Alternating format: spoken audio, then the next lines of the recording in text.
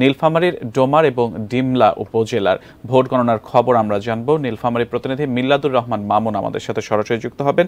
মামুন, ডোমার এবং ডিমলায় 168টি কেন্দ্রে ভোট গ্রহণ অনুষ্ঠিত হয়েছে। 4 লাখের ওপরে ভোটার, কত শতাংশ ভোট পড়েছে এবং ফলাফল পেতে কত সময় লাগতে পারে?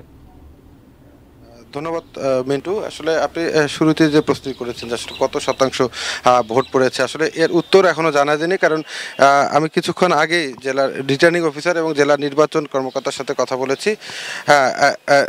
উনি আসলে বলতে পারেনি। তো সিয়াম, আসলে কত শতাংশ ভোট পড়েছে সেটি কিন্তু আমরা এখন পর্যন্ত বলতে পারিনি। তবে নীলফামারী জেলায় আমরা এই দুইটি উপজেলার 168টি কেন্দ্রে আমরা বিভিন্ন কেন্দ্রে আমরা গিয়েছি সকাল থেকে। আসলে এখন পর্যন্ত কোথাও কোনো কেন্দ্র থেকে কোনো অপ্রীতিকর ঘটনার খবর আমরা পাইনি। আসলে ভোট গণনা শেষ হওয়ার পর, ভোট গ্রহণ শেষের পর কিন্তু এখন ভোট গণনা চলছে। আমরা এখন আছি ডিমলার বাবুরহাট মডেল সরকারি প্রাথমিক বিদ্যালয়ে। আমরা এই কেন্দ্রের ভিতরে আছি এবং এই কেন্দ্রের একটি রুমে ভোট গণনা চলছে এবং প্রার্থীদের প্রতিনিধিদের উপস্থিতিতে ভোট সংশ্লিষ্ট যারা আছেন তারা কিন্তু ভোট গণনার কাজ করছেন এবং গেটের বাহিরে আমরা দেখছি যে আসলে প্রার্থীদের কর্মী সমর্থক এবং লোকজন তারা কিন্তু উৎসুক হয়ে আছেন। তারা আসলে নির্বাচনের ফলাফল জানার জন্য উন্মুখ হয়ে আছেন। যেহেতু ব্যালটের মাধ্যমে নির্বাচন হয়েছে, তাদের আসলে কিছুক্ষণ সময় লাগবে বলে প্রিজাইডিং কর্মকর্তারা এখানে জানিয়েছেন। হয়তো আশা করা যাচ্ছে যে হয়তো 7টা থেকে 7:30 বা 8টার মধ্যে